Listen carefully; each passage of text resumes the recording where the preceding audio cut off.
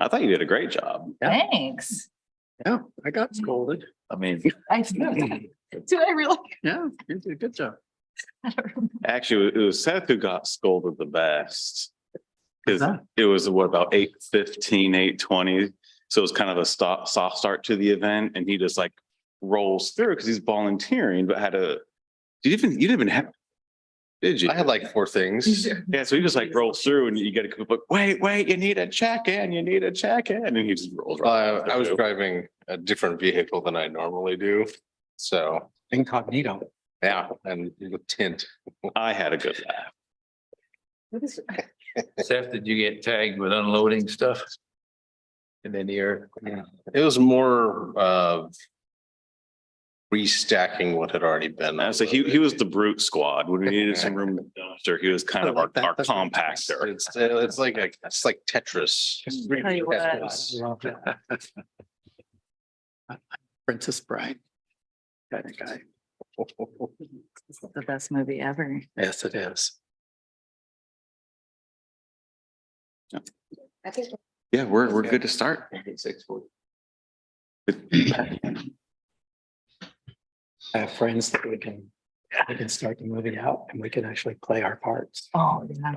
It's amazing how much you can remember of that. I'll call the joint Wood Village City Council and Urban Renewal Agency meeting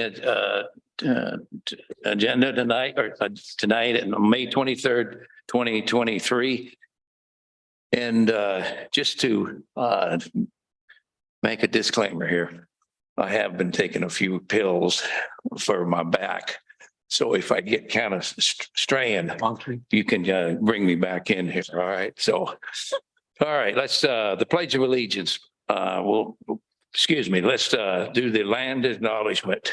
Okay. Somebody care to read that? Anybody else want it? I can. Okay. Counselor Tan? the Chinookan peoples known as the Clackamas and Cascades are the indigenous people of the land now inhabited by the city of Wood Village and other areas of the Columbia River. The village of Chocolate. Nechockley, now referred to as Nechockley, was located near today's Blue Lake Park. Ancestral life of these peoples included a seasonal round of resource gathering and stewardship from the Wapato fields and fishing areas of the Columbia River to the cedar and huckleberry gatherings areas of the High Cascades. Introduced disease from early settlers dramatically reduced the number of these people. They signed the Willamette Valley Treaty of 1855 with the United States government and were forcibly removed to the Grand Ronde Indian Reservation. We thank the descendants of these tribes for being the original stewards and protectors of these lands since time immemorial.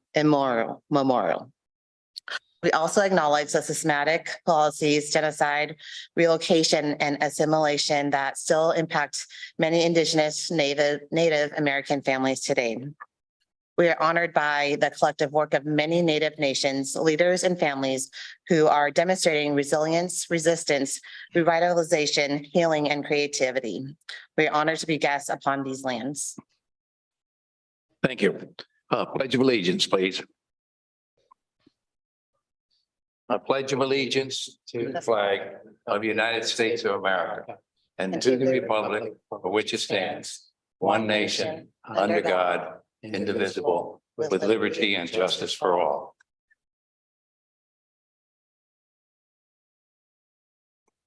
And joining us virtually, Stan Dirks, and welcome Victoria. Hello.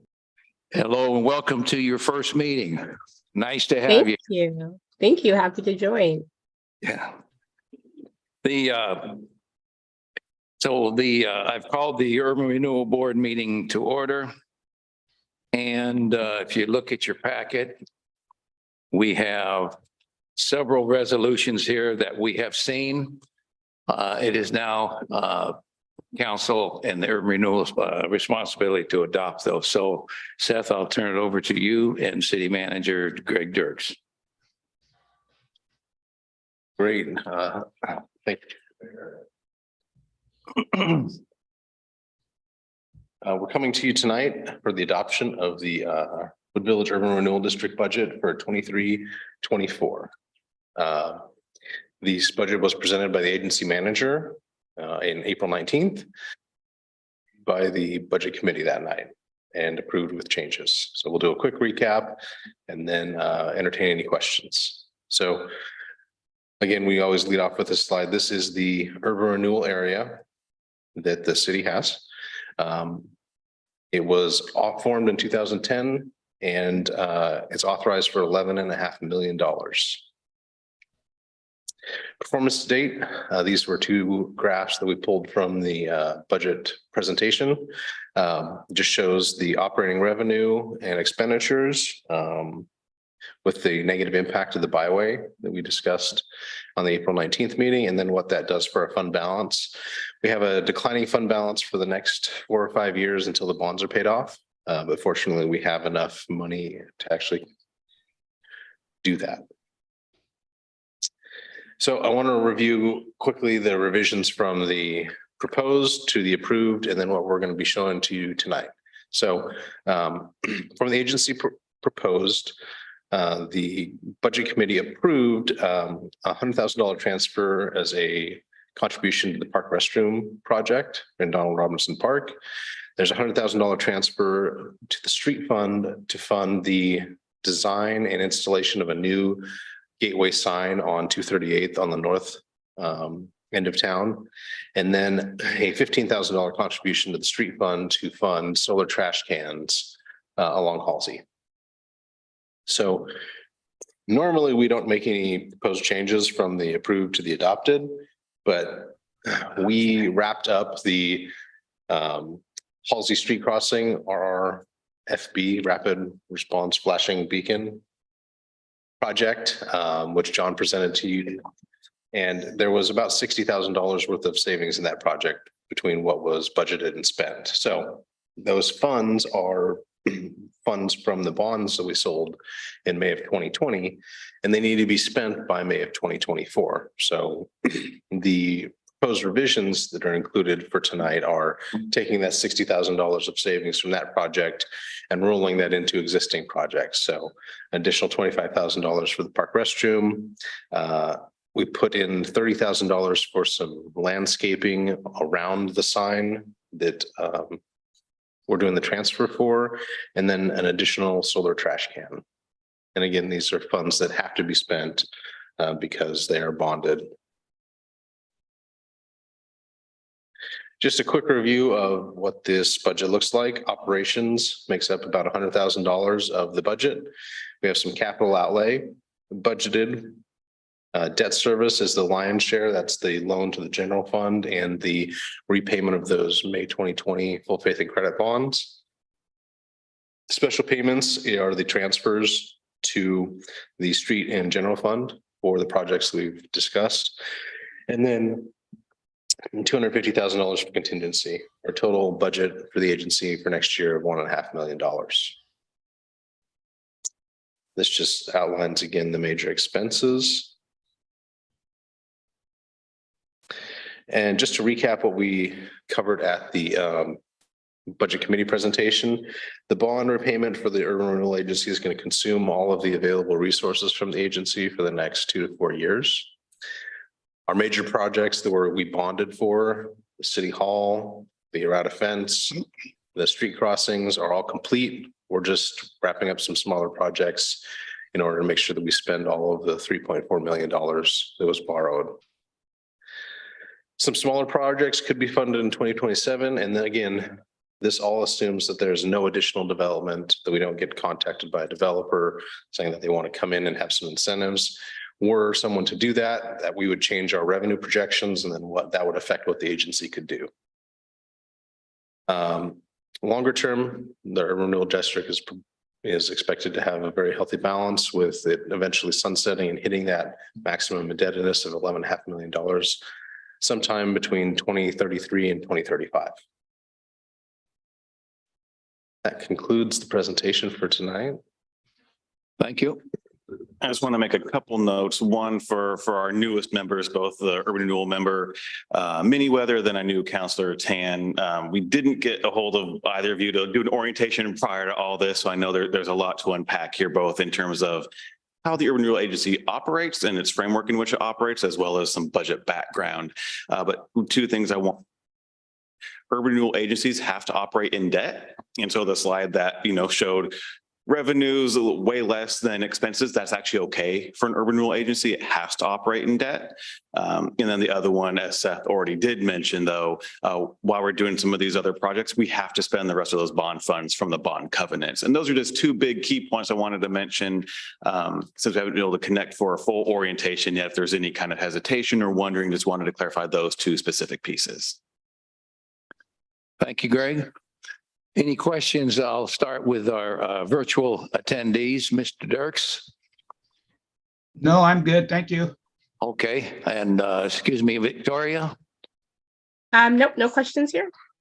Thank you. Council, Good. no questions? A call for a motion. I move to adopt resolution URA 2-2023, adopting the Wood Village Urban Renewal District budget as amended for fiscal year 2023-2024 and making appropriations. Second, I'll second that. and seconded. Any further discussion? All those in favor? Aye. Aye. Aye. Hi. Thank you. Okay, then we have a second resolution there. I move to adopt resolution URA 3-2023, certifying to the county assessor a request for the maximum amount of revenue that can be raised by dividing the taxes as provided by the Oregon Constitution and the Oregon Statutes 457. Second. Been moved and seconded. Any questions, discussion? All those in favor, say aye. Aye. Aye. Thank you. So that concludes our urban renewal. No, we need, That concludes it. yeah, that does conclude it. So I thank you, Urban Renewal Board members, for helping us adopt that budget. We'll now Good night. adjourn the Urban Renewal Board and we'll move right into the city, to the Wood Village City agenda. Thank you. Any citizen comments? Form a line. Any citizen comments? No. No written or otherwise comments for this meeting. Thank you. The consent agenda. Move to approve consent agenda? Move Second. second, and all those in favor? Aye. Thank you. So the public hearing for the city budget, and Seth, again, your presentation. So, just as we did for the urban renewal district, we're now going to be adopting the budget for the city. No change this year in the number of personnel. We added a position as part of the staff reorg back in September, which you guys are all aware. All operating budgets for all of our funds have revenues in excess of costs, which is good.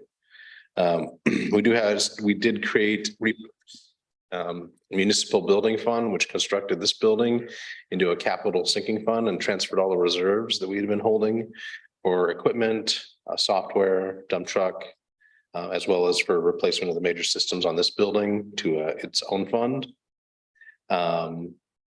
We're going to be paying down future PERS costs and then again, continuing to move forward in community engagement activities. And this reflects the retreat that you guys had in February and what the identified priorities were for the city.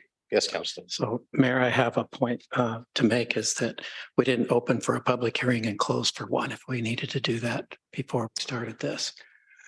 Does that? For the urban renewal or for the city? No, for the council, it says here on the budget, it says public hearing for city council, city budget, I'm sorry. And then it goes into the We have resolution. a slide that opens the Oh, hearing. okay. Sorry, okay. Oh, and just as timely, our city attorney. Um, So this is a summary of the total budget for all funds. It's a smaller budget than last year. We wrapped up a number of projects or are wrapping up a number of major capital projects. So that the budget reflects that. So I'm going to talk about the modifications from what was proposed by the city manager and the budget committee approved. So any additions for major capital or anything that's additional than what our current service level is presented as a decision package to the budget committee for consideration. So what was discussed at the meeting was the funding of park lights for $25,000 that was added. The park restroom was added to the 5,000. We discussed the program for graveling to help with some of our code enforcement issues and have some funds to enable progress forward on some monument cases or some things that are getting sticky as we are getting further along in the code enforcement process, as well as a towing unhoused individuals kind of on an as needed basis.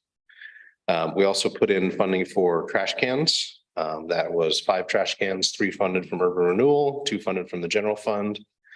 The South Gateway sign, so urban renewal is paying for the north design and the North Gateway sign. Since we're going to have the design already, even though the south one isn't in the same condition, it made sense to fund that so that we wouldn't have one new sign and one old sign, but they would be matching and kind of have the same overall effect. And then the last discrete decision package was the site security for our water and wastewater sites. So this is improving either through locks, cameras, alarms, kind of taking a look site by site and putting some investment in that as we were working through our SCADA upgrade and our cybersecurity, also wanting to make sure the physical security of these critical infrastructure points was updated as well. So that was what was presented to the budget committee. Since then, we do have some changes that we're asking for consideration and amending tonight. The first is we want to roll over the PERS site account that was approved for the 22-23 budget. And that's mostly a timing issue. We're waiting for kind of interest rates to stabilize and for the market to stop going down, as we're going to be giving the money to PERS to invest on our behalf. So we're not necessarily trying to time the market, but it hasn't seemed since July like it was a really good environment to move that money over. So we're hoping to get that done by September or October, but we wanted a little additional leeway in doing that rather than having to do it on June 30th. The SCADA project, which you guys have heard a lot about, it's $300,000 plus. We are working to try and complete that by November, but we're going to roll over $150,000 of appropriation. And when I say roll over, we always build the city manager's budget, assuming that a certain amount of the capital projects are going to be completed by June 30th.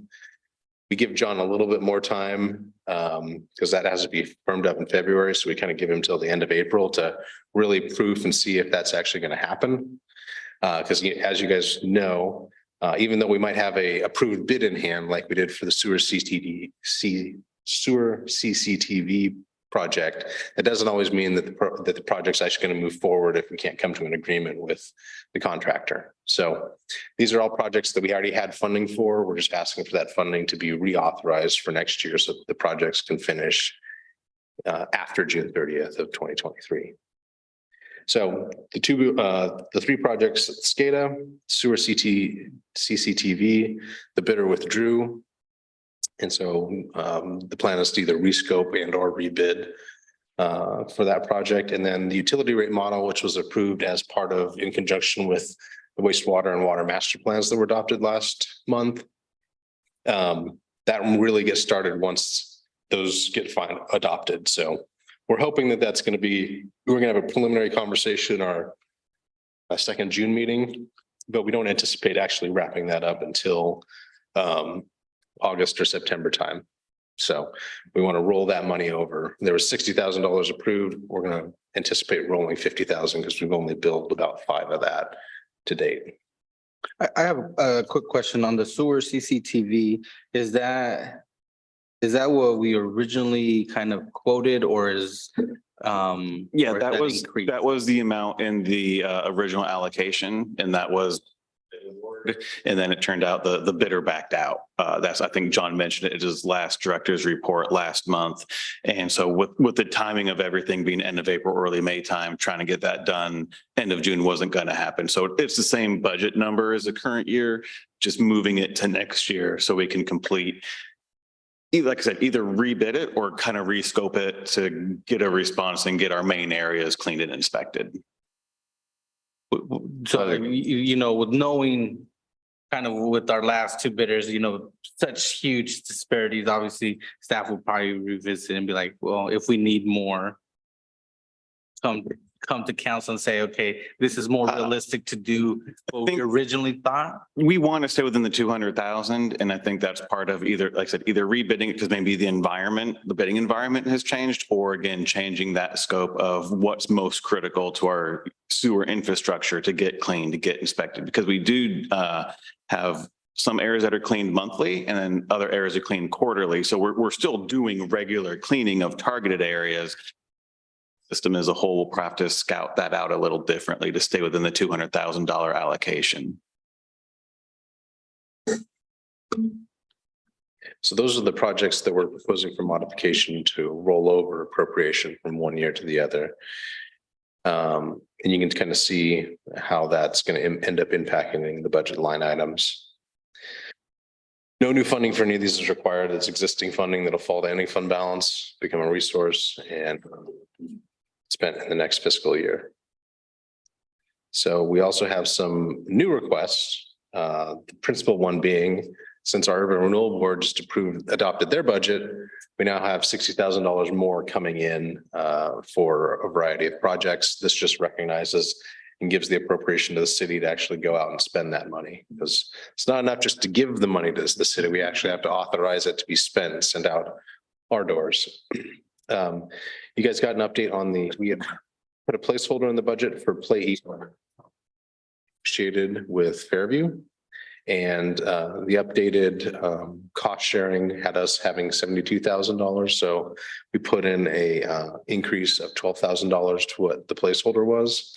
And then we've been learning more about well 3 and kind of what some of the issues are. We've had an electrician out to kind of look at how everything's wired. We've been pulling it apart for replacing SCADA components. Was this the one that had the motor rebuild? Yeah, so I can touch on why we're adding a little more to well 3. So in the recommended budget, we had money for a generator because the current generator setup, I'll say, wasn't optimal. It wasn't optimal for the motor itself, and it didn't actually run the electronic control. So we knew would have to replace that and do something differently.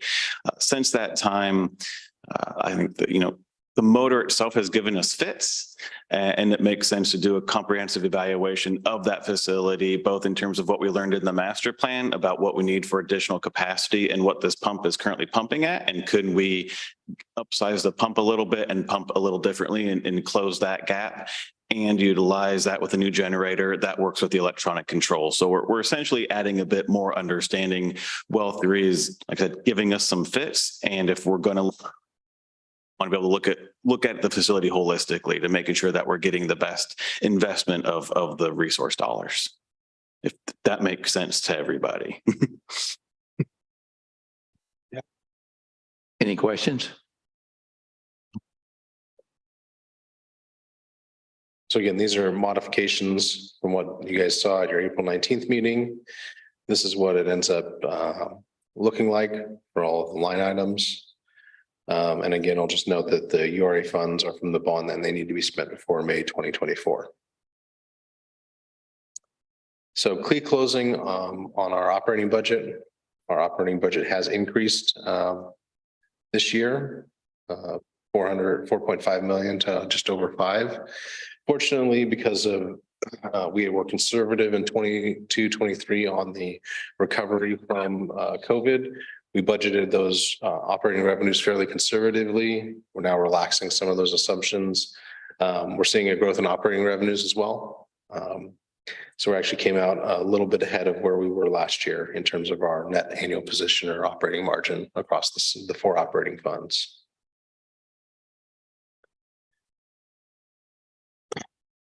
That concludes my presentation. And then this is questions and then open the public hearing. Okay. Questions, I will open the public hearing now and take any questions from the council or the public if anybody is watching and wants to make a comment here. No questions? All right. Do I have a motion? Want to close the public hearing? I need to close, yeah, I'll close the budget, the public hearing. I have a housekeeping in this motion, since there is some part of the motion dealing with Play East. You'll see that in the next one. So this first one is for receipt of state shared revenue. So this is a revenue one. In the actual budget adoption, we've split that out again like we do for the budget committee. Appreciate that. You can read this one. Good question. Yeah. A motion? I move to approve resolution 14-2023 certifying municipal services provided by the purpose of establishing eligibility for receipt of the state share revenue for fiscal year 2023-24. I second that. It's been moved and seconded. Any further discussion? All those in favor? Aye. Aye. All right, now we have the two motions, and these ones will adopt the budget and appropriation schedule as amended, but with the three changes that we discussed tonight. Excluded from this one. The second one. Yeah, I move to approve resolution 15-2023. Do we need to wait for him? Okay. Adopting this. The city of Wood Village budget for fiscal year 2023-24 and making appropriations excluding general fund recreation services As amended. as amended. Second. It's been moved and seconded. Any further discussion? All those in favor? Aye. Okay, the next motion, I just want to And we will- publicly recuse myself from this motion. very good. Thank you, Counselor Rio Campos. I move to amend resolution 15-2023 to include appropriations for the general fund recreation services for fiscal year 2023-24. I second that. It's been moved and seconded. Any further discussion? All those in favor? Aye. Aye. And the reason Counselor Rio Campos has excluded him, recused himself is because he is the director of Play East. this next motion is just to authorize our tax authority to collect those property taxes that help fund all of our general fund services. I move to approve resolution 16-2023 levying and categorizing ad valorem taxes for fiscal year 2023-24. I'll second that. Moved and seconded. Any further conversation?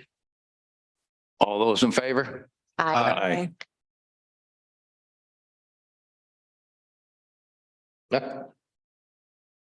Oh, And we're, That's so cool. Yeah, what'd you do? You stopped sharing. I stopped sharing. Yeah.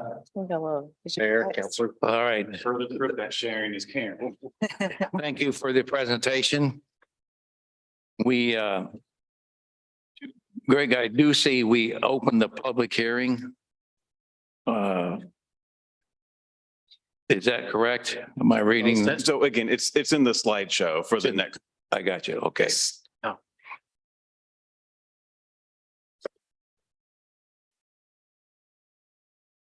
I thought maybe your medication was working there for a second. So it was working? Yeah, it's working, I said I didn't take any. but we're going to get a second chance at this, huh? Oh, Thank you, Mayor, Council. This is ordinance 3-2023, looking at what is known internally as ZDC or Zoning and Development Code, file number 23-01. This is a legislative amendment considering psilocybin related land use changes. So a little bit of background of why we're doing this. Way back in November of 2020, you all probably remember Measure 109, which I don't want to say authorized, allowed psilocybin related uses in a limited therapeutic setting. So make it very clear, it's not retail. It's not how marijuana is treated today. You can't go into a shop and get your product and otherwise. This is under a limited therapeutic setting. This was passed in Wood Village with over 55% of the vote at that time, kind of indicating a timid acceptance of this potential use, which in the ORS, as the statutes later crafted, allowed for cities to craft some additional regulations or framework around the land use portion of it. Most of what's associated with the psilocybin is actually regulated at the state level. So they already included a lot of frameworks around distancing from schools, can't be located inside or the same address as a marijuana place, background checking, licensing, all that's covered at the state level. So what we're looking at is very much some local conditions not related to the overall framework of psilocybin. So what we've done is basically allow the use as a conditional use that matches what we currently have in place for marijuana facilities, both on the retail sales side as well as the manufacturing side. So this would be a conditional use for the the therapeutic side in the town center and our neighborhood commercial zone. And then for manufacturing would be enabled in the light manufacturing zones. It is not allowed in any of the residential areas or a commercial or industrial area. So a little map of where it'd be allowed as a conditional use. So again, we have neighborhood commercial, town center in the little corner there up on 242nd of neighborhood commercial. So that would be for the called the medical centers to therapeutic centers. And then if anyone was interested in manufacturing, that'd be in the LM zones or the GM zone.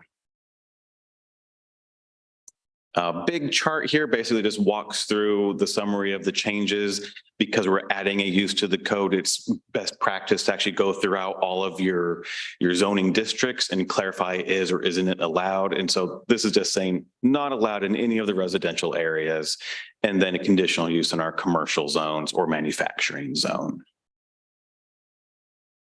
Now, one thing to bring up, and that we'll want some input from you all, we got it from the Planning Commission on their recommendation, and we also want to get your input on it. So as crafted, marijuana, it's 1,000 feet distance per their centers or manufacturers. The same is for psilocybin, 1,000 feet from cult-like uses. The question becomes, well, what about marijuana and psilocybin? Can they be next door to each other? Or do they need to be separated by 1,000 feet as well? The state ORS just says it can't be at the same address. So it does allow for some other local control in that matter. And so the question is, can they be next door to each other, or does psilocybin and marijuana need to be 1,000 feet from each other? And the Planning Commission recommended the 1,000-foot distance for all of it. So it's 1,000 feet, whether it's like or dissimilar. I want to pause here and get any of your feedback, thoughts, or comments on this. Say again what the Planning Commission.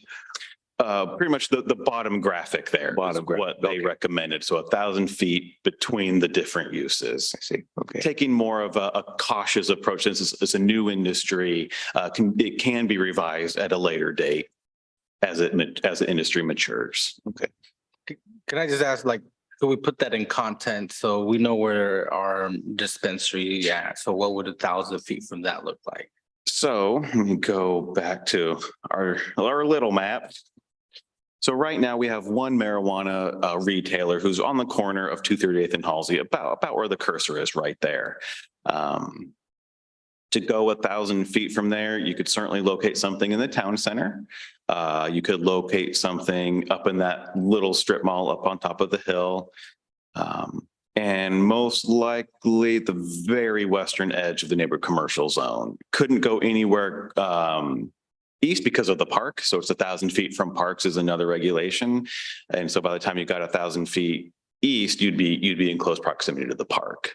So if that helps kind of space out where 1,000 feet from the current facility is, you can, it's town center, that little pocket, potentially the very western edge of Halsey. Would like Walmart? Is that, Not allowed in that zone. oh, Yeah, so it's not allowed in the CI zone. yeah.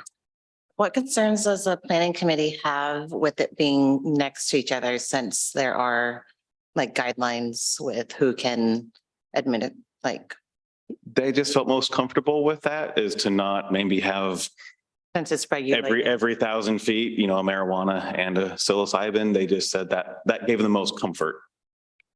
And again, one of them was a little more hesitant, but once he understood that it's not set in stone, it's code can be changed at any time, was more willing to try this out and see how it develops.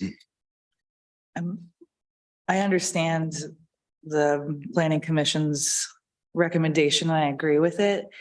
There's part of me that's just kind of like, I get it that it's kind of like as maybe a statement, like we want these things. I just don't see how this is going to help with anything. It feels a little war on drugsy, like to me, they're two different, like one's a counseling center that you're administering the drugs there. You're not leaving, you're under the care of a clinician. Mhm. The other's a store where you buy weed, and the reason I feel so, I guess I just want to say this, it doesn't really matter about 1,000 feet, to be honest, but they're finding that this is one of the best treatments for medication resistant clinical depression. People are consistently finding long-term relief. Mhm. And if you know anyone with clinical depression, it's a super bummer, like this has really helped a lot of people find relief. So there's just part of me that just wants to say that. I don't really expect to find people like tripping out in the park or, like I'm not concerned about that as a citizen.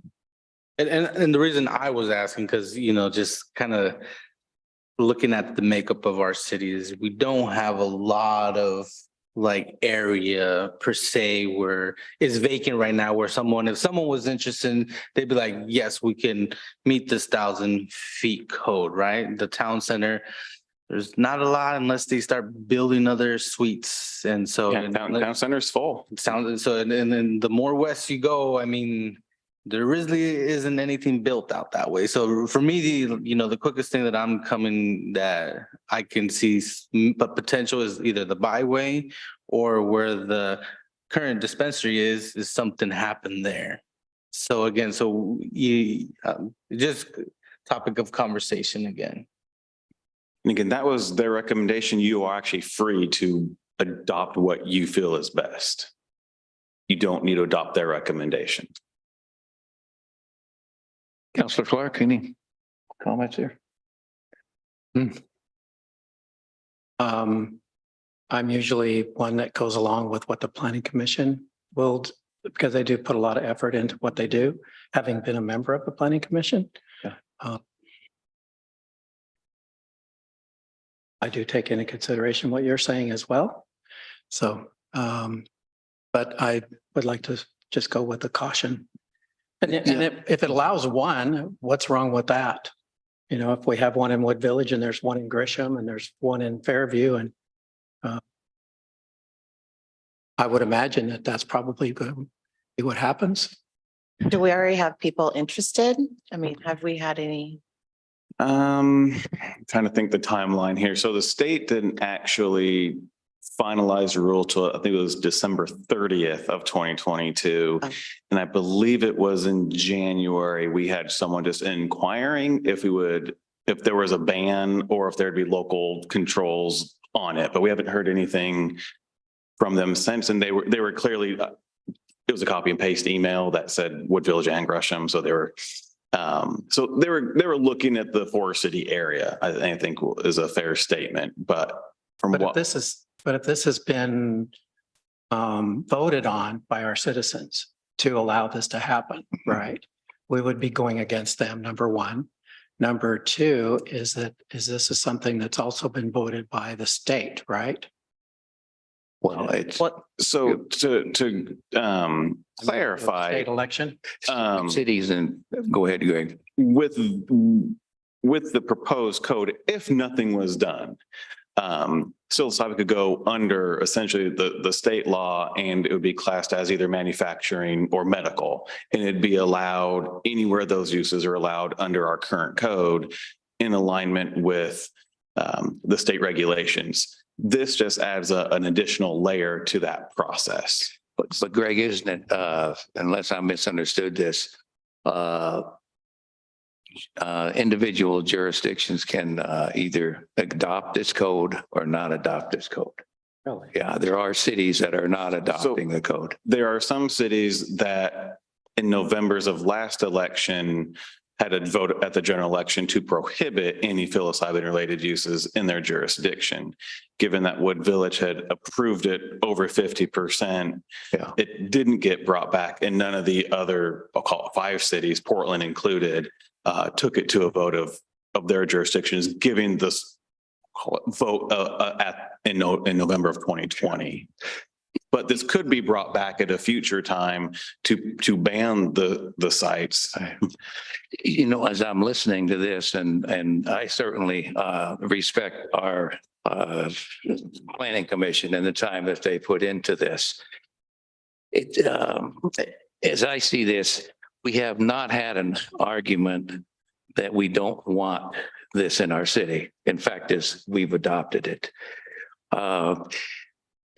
I certainly, excuse me. We haven't adopted it, but the citizens voted okay. Well, the council did approve this, though. The council did, we took action on this, that we would move forward. You took action on allowing the land use process to move forward, but not adopting any code at that time, correct? There, but what I would say is that there was support of moving this forward, okay? My comments when we first talked about this was that I had some concerns about it. In doing my own research on this, this has proven to be, for some people, the really the access to their well-being, and especially, but I'm not sure if it's especially, but certainly in a lot of the veterans organizations that support this. If we support the concept here, I'm not sure making another restriction on it really makes much sense. If we support it, we support it. Putting another barrier in the way of having this this treatment for citizens, I think, is what really the bottom line should be here. As we know, it was about 53%, I believe, in Wood Village. Just over 55. Yeah, okay. So there's my thoughts on it. In all respect to our planning commission and our design review, the end is that if we want support and we want to have this available for citizens, I can't see why we would add another restriction to this.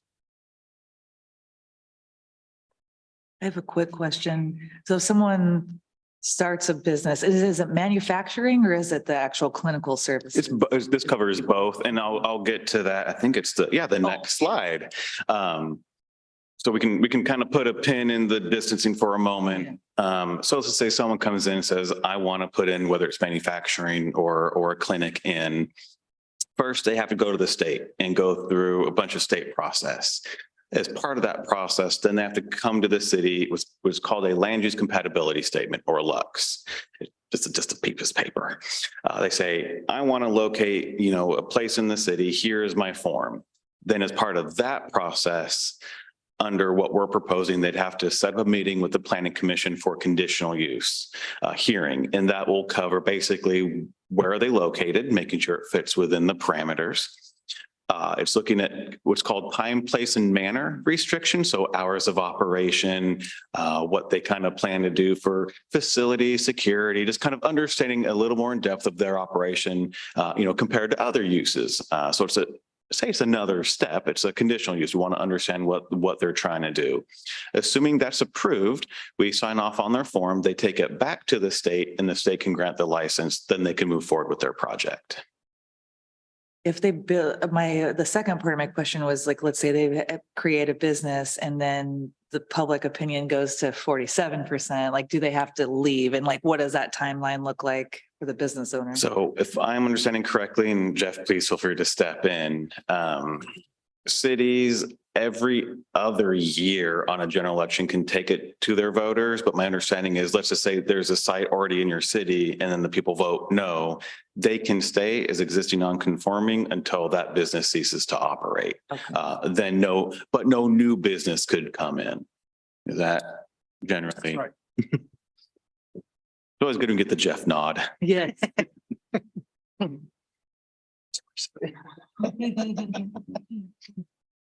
Further thoughts?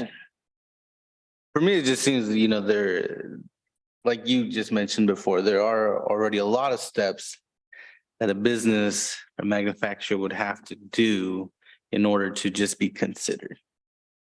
So, us adding another one could potentially, again, as even though it's regional, they're going to see what cities are considering, putting more restrictions and having them be less liable to be in those spaces. So I think kind of just reiterating what you said, we shouldn't be adding additional roadblocks. Yeah, I think if we just have a better understanding of the thought process behind not wanting to have them next to each other, maybe that's the part we're missing. Yeah, I think go ahead. Okay, did they vote that as unanimous? At first, it was a split, and then after some more discussion, became unanimous. And this is a good conversation because we do want the recommendations from our committees and parks and otherwise. If I heard you right, it was just for caution. Initially, That seemed to be as we move the forward. general sentiment, since it's a new industry. Just proceed slowly, I think was a theme. And going back to your all underlines comments about not adding additional layers or process, you actually don't even have to adopt this. And then it would be just an outright land use under the existing, like I said, medical use if it's a facility, or manufacturing if it's a manufacturer. And then going back to this, they'd go through all the state process, bring their Lux in. We would just look at the location to make sure that the underlying zone supports is at a medical center. Yep, that's allowed. We sign off on the Lux, to say same day, depends when they bring it in. But it wouldn't go before the planning commission at all. And that's certainly a route you all could take is, yes, we authorized the land use process back in September after additional thought, consideration, et cetera. You don't have to adopt these. And the use would still be allowed with the underlying existing code. Is one more restrictive than the other? This is more restrictive than what's the state allows, correct? The land use process? Correct, because we also add 1,000 feet from parks, which isn't part of the state one. And we can regulate time, place, and manner more specifically than the state would. And then it takes time to go to hearing. Those are, I think, the three main buckets of what this does compared to not doing anything at all.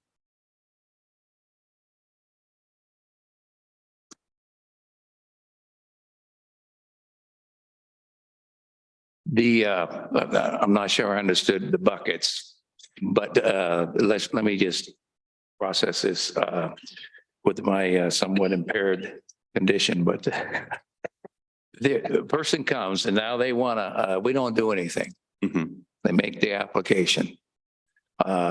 They then just fall under our existing rules. They could apply for something over in the byway. Mhm. Okay. And then that would come before the, Nope. It wouldn't come before the planning commission or anything. Nope, because if it's, you know, again, a medical facility, it goes under the code as medical centers, which are allowed Okay. throughout the city. So it's just allowed. There is no. Then it'd be a staff decision. Correct. We going just through look the at regular- what they're proposing. If it fits within the code, it's approved. Yeah, okay. Just like if it were, you know, say a retail shop, I'm trying to think of a convenience store comes in or a restaurant comes in, you know, for the land use itself, there's no separate approval. There could be a design review, otherwise if they want to build a new building or do major alterations, but in terms of the actual land use. So it doesn't prohibit the use at all. It actually opens it up to less process. Adopting this, to say adds a layer, adds another step in the process, if that makes sense. Well, here's another option for the council to think about. We could send this back to the planning commission. Let them know what our conversation has been. And get any additional feedback from them. And then put this on another agenda. I'm not sure the planning commission is going to change anything. Not when they Okay. did it unanimously. No, But well, what you could do is just table it. Yeah. Or you could Not ask for a take motion any. and see how it goes. yeah. But again, another option is kind of throwing stuff out on a wall. Fine, we've got this in our pocket, you know, whole code and everything, but you're like, you know what? Let's just hold off on it. Maybe some centers come in, maybe some manufacturers come in, maybe then we start hearing about some things. You can then adopt this code. Depending on what the code is and where those places are located, they could end up being existing non-conforming. You can't shut them down, but you could come back later. And for anyone new coming in, there would be regulations. And it's perfectly fine to have a split vote too. Absolutely. I guess I just want to, so if we pass this, we're also saying that would it be up to the planning commission to decide dates, times of operation?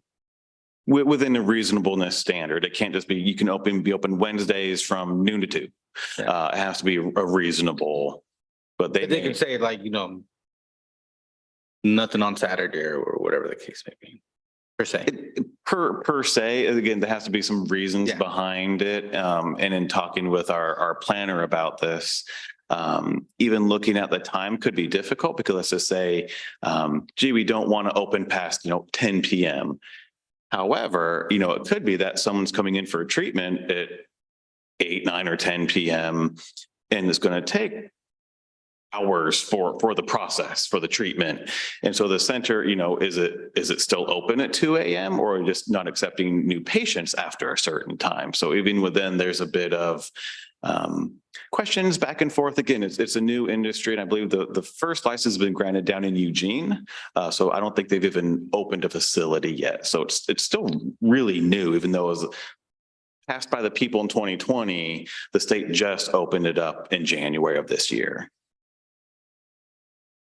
Have other neighboring jurisdictions passed codes like this or? My understanding is, and I haven't done a deep dive into it, are the 3 other main cities, not including Portland. The 3 other cities, their plan was to match their code with what they had for marijuana. I'm also not aware that any city's done that yet. Mayor, I'm ready to make a motion. Make a motion. Oh, I- I mean, yeah, go ahead. I mean, there is a public hearing part. Oh, there it is. Well, So, that didn't see is that there- on here. Any comments from our public on this There it is. topic? Hearing no conversations from them, council, is there a motion? I move to adopt the findings of fact listed in the May 9th, 2023 planning staff report and adopt the ordinance 3-2023 for the text amendments related to the psilocybin facilities in the city. A second.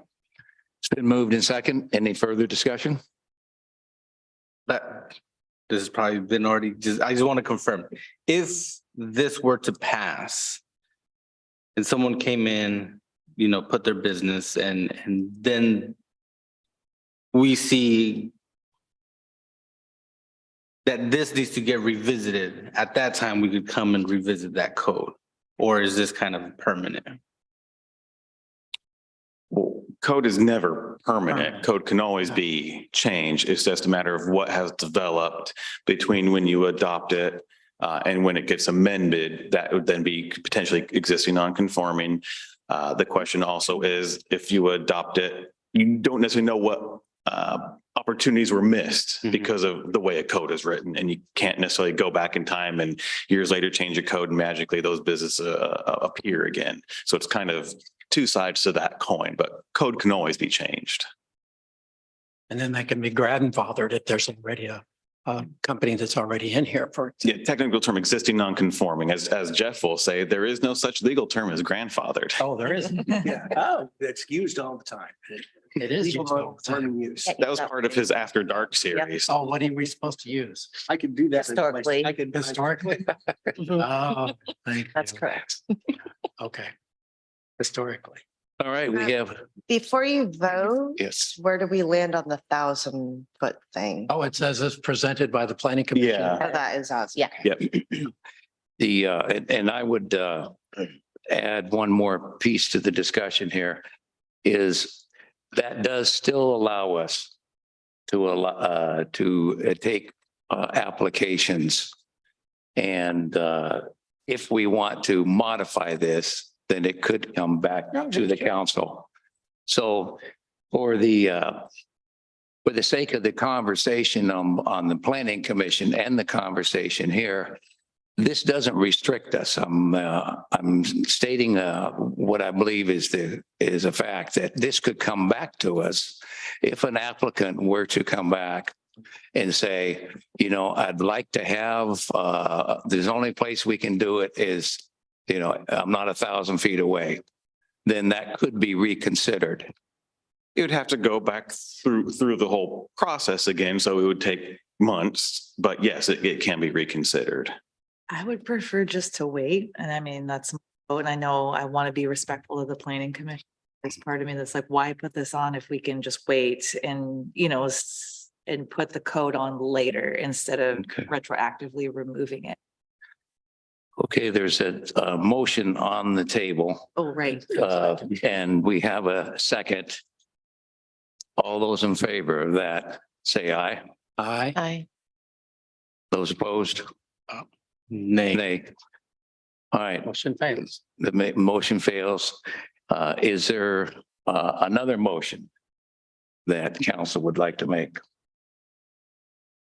We can say to table it. Is that what we're talking about? And I think we can would we just table it? Do we need a motion Well, to table it? Since it failed, it de facto is tabled. Okay. The only reason I think if you want a different motion is if because it failed because of the distancing, or if you Okay, just don't want it at all, and that's. so do I hear any other motion? Okay, this motion fails then. And it may come back to us at a later time, but at this point it fails. Thank you. And thanks to the council and the plan, certainly the planning commission for their work on this and the conversation tonight Excellent. with the council. It was a thorough conversation with everybody, with the intent to try to help people that may need help. So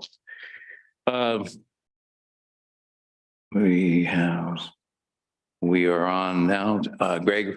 Yeah, director's report, and I'm gonna pretend to be John, so I gotta, get a little more fit and.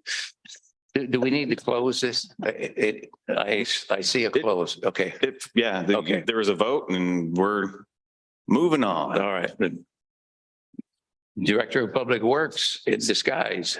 Yeah, so I'm gonna miss John's, flair and his pretty pictures. He is on a well-deserved vacation. I think he's flying in right now back to Portland. And just do want to mention that this week is Public Works Week. And so the actual luncheon is tomorrow at Fairview from 11:30 to 1. I've got several of the RSVPs. So if you RSVP, that's again tomorrow, starting just drop in 11:30 to 1 at the Fairview Public Works Building. Happy to send a reminder tomorrow morning. Some other big news of the month is, the park improvement project is nearly finished. We're just kind of doing some punch list things, some adjustments. And what was so fascinating, and I would have ever guessed it, but the barbecue stations, concrete was barely dry when those things are already being used. They went up on a Thursday that weekend. I think all of them got used. It's actually been really great to see. That's the larger tables in the Grove area. You can just really tell how that feels, just like a nice family picnic environment. It's really starting to activate that space in a really nice way. So great project. We're really happy to have that done and nearly finished.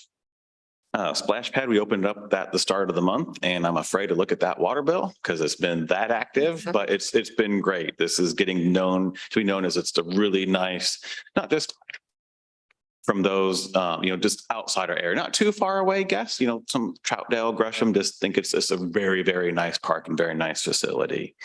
The electric is back on at the restroom. So that's all been repaired and replaced from the car who decided we shouldn't have electricity in the restrooms. But what that did do is spur a repaint to make it a little brighter while we didn't have any lighting and things. So it's a fresh coat of paint, light, bright, clean, all up and running. Let's see here for development, Chipotle doing still the groundwork, nothing yet on the building, but their tenant improvements are working through the process. So the plan is the landowner is actually going to build the shell, then Chipotle itself will do their finishings, and it's lining up that they'll be very streamlined and seamless and opened up towards the end of the year.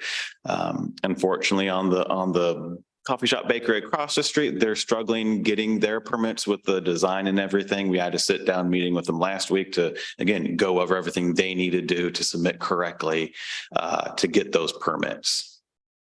So hopefully they're getting that work done. They'll get it submitted and can get underway soon. There's been more interest in the byway commercial. So a daycare came in looking to do some tenant improvements for kind of the middle section of the big building. And then again, waiting back on revisions from a restaurant that has the little standalone building. So again, waiting on people to turn in their plans. We did 33 building permits and last month was 51 inspections and 129 code enforcement cases. And that number is ticking up because with the heat we had, with the rain and all the heat, there's a lot of vegetation management going on right now. And speaking of vegetation management, we are looking at, getting either some seasonal, some temporary labor to help kind of catch us back up on whether it's back in our park area or helping our county partner on some rights of ways, just trying to clean things up, get it to a reasonable standard, and then move forward from there. Any questions? On the last piece, if the city isn't able to find seasonals, would that be looked at to go for an RFP for like a business to come help do some landscaping or kind of? We've tried, especially on like the medians. Oh, that was another thing. We had Cultivate planted on the north one, looks great. We've had a really hard time. We actually reached out to every single landscape company that holds a business license in the city to see if they're interested in some business. We had two return the response. One said they couldn't do it, and one didn't have any liability insurance, so they couldn't do it. Just landscape companies. They're busy, which is great. Yeah. So Greg, on the Gleason Street, you have the valve can asphalt cutting. Is this something that Gresham is doing for us? I see them there, but I don't ever see. So us there. I'll call it a combo Gresham County City we're there. effort. So Okay. this summer from 242nd down Right. to the concrete, so just Right. east of 223rd, grind and full overlay. Right. For both sides. So Gresham has, the south side, it's the county on the north side. Gresham is handling the entire project on behalf of the county. And as part of that project, we're adjusting our valve can. So as they repave it, they're going to sit as level as they can with the new asphalt. So that's been the work. We're trying to do our work now. The construction schedule is not finalized yet, but we want to be out of the way and not a problem Right. when that crew comes in and does the work. So yeah, it is on the schedule for this summer. Gleason will be overlaid, which is desperately needed. Well, I'm impressed that the actual city of Grisham is doing that, all that work down there. Yes. So it's not by contract, so a third party. So it's really, Yeah, Gresham has their own concrete crew for, especially like the curb ramps and all of that. They hired on their own since they had so many to do. It was for them cost effective to hire on their own crew. yeah, wow. And they currently own after Gleason Street. Well, right, but then they're also managing yeah, it yeah. for the whole project. So I think it's on a reimbursed basis through the county. Other questions? It's exciting. There might be Oh. care going in. No leak detected, huh? That's what I. Yeah, it was real interesting. So it was just north of Arata Road on the west side. You could see a full stream of water going that at first we thought must have been a stream. So we tested the water, came up with some chlorine residual. So we Assumed it's ours. wasn't sure how it actually, because it's flowing through conduit. So it actually came from the control box sitting on the corner of Arata, coming out of the in-ground little controller box. I'm like, how is water getting in? Like, how is our water getting in there? Hired on a leak detection company, came out twice, lane closures, all that. It's not a leak. It's some other source with a chlorine residual. Okay. Yeah, so we said, well, okay. Yeah. Really occurring. Okay, thank you. There are no other questions. Finance report?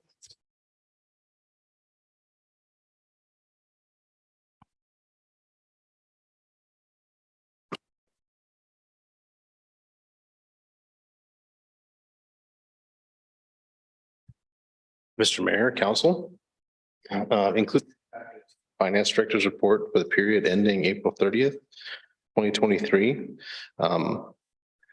The only thing I'll highlight is that our revenues met our budget this last month, so we're projecting that we're going to come in over budget on our revenue. Other than that, the only other update I have is that the Oregon short-term fund for the local government investment pool rate continues to increase. We got notification that was going to be bumping up from 3.75 to 4%. Actually, this would have been Monday that happened. So we continue to see increases in our interest rate and therefore keep revising our interest expectations for revenue. So with that, those are the only highlights I had from the report. If you have any questions from what was included in your packet, I'm happy to answer. Any questions? No. Thanks, Seth. Thank you. Yeah. And congratulations on having our adopted budget. That was the big update. That's right. City manager. Yeah, I just wanted to sit in a different chair for 30 seconds. So I'm back. Updated on AMP performance plan. Just wanted to mention tentatively, we have a plan to do a tree planting in the park next week. I just want to make sure that weather still looks reasonable and that our crew is available, but it'll be 8 trees going just behind our building here. Going to create some new shade, in 10 years, create some great shade as we're activating that multi-use field over there. So it's void of trees and we're going to get more trees there. We've also made connections with Friends of Trees. There it is. Trying to do a 3-city larger tree effort. So we're in discussions with them and the other 2 cities, seeing what we can do regarding more trees, and met with the county for our monthly roads meeting. We talked about the bioswales on Arata, and I mentioned again how lost opportunity for a lack of trees, especially given how Wood Villages did not rank well on the county's heat island map. And so when talking with the county, they're actually looking at potentially redoing all those bioswales. And I said, well, if you redo them, let's consider if we can get some trees in there, because that'd be a great addition for both, aesthetics, and then for those traveling on the north side with the multimodal pathway, getting some shade and things. So fingers crossed. Yeah. What's the change of the attitude with the county in terms of those bioswales? Yeah, considering they're the ones that are cutting down all of the stuff that's inside. Yeah. So basically they brought in a third-party consultant that does bioswale management and said all of the swells you've planted were, I don't want to say wrong, not optimal, we'll call it. And there's a different way to do it that is more effective and then more efficient in terms of maintenance. Good. So they did it wrong. Yeah. Wasn't optimal. Well, I'm glad to hear that because anybody driving that street or living in this city has watched those bioswales, and Oh, man. unless you got somebody out there taking care of it, Like you. it's a, well, Yeah, right. I know myself, know. myself and my, First one on the whole street. So it's like, well, I got my neighbor to clean up the yeah, but the landscaper. county just comes in and just whacks it all Oh, yeah. down. It's like, I know. good did that just And- do that? Oh, yeah. And Then they the haven't weeds done that grow up if you 10 go feet tall. west. Oh, no, on the other you go on down to Fairview and, pretty soon by another month, you'll be fighting your way through that. Oh, yeah, it's sidewalk. worse. So So Greg, it is, they are beginning to work with a consultant to revamp those bioswales with the trees. original intent was actually work with the consultant to do the ongoing maintenance, and the consultant said we're not maintaining that mess. Sorry. It's there. It's not optimal. You did it wrong. Okay, well, it's better to fix a mistake than to just continue to fight with people about it. A couple, Sorry, a Yeah. quick question about the tree planting. Is that the tree planting that like the counselors are doing? Or is that, no, we're just going to go plant the trees. okay, just, okay. Yeah. Not part of the Afraid Wood we'd find it Village, Upside down. not part of the service. Oh, okay, worry different. Okay. Or we may disagree on the distance if we want. 1,000 feet, right? That's all. Now that you mention it. We've got some great plans for the night out, which is kind of kicking off the enhanced outreach. We've got several info boards that we're going to have out lots of great information, and then trivia cards that then based on that, people can answer, spin a wheel, throw a ball at me. It's going to be fantastic. Going to engage a lot of people. We're also procuring a snow cone machine to pop out, if the park's activated and things, and start talking with folks. Kind of an incentive. So looking forward and excited about all of that. And then the last piece, legislative sessions stalled out a little bit in terms of getting some stuff passed. So not sure where things will land for this session, given the current state of things. But we're still kind of engaged and keeping a pulse on some targeted bills and measures and whatnot. The plus side looks like the financing is turned out great. But in terms of getting things passed, it's a wait and see game. That's what I have. Thank you. Well, let's see, moving along here. We have any mayor or council comments? Or city attorney? Well, I could talk about the difference between non-conforming uses and grandfather. I can't wait. So how does a great grandfather fit into that? Because I'm one of them. I have an 8-year-old great granddaughter. Oh, you can get rid of them at any time. Oh, okay. I call them just historical Yeah. and leave it Yeah, at you need to become a historic landmark. landmark. Okay. We're Tell serious. Mikey that. I have a snack. It's We're historical icons. Yeah. That's what we are Icon, yeah. as grandparents. Oh, I'm not there yet, so. Any other questions? All right, then I'm going to adjourn our regular session and move into executive session. Would you like me present for this or talk behind my back? I'm actually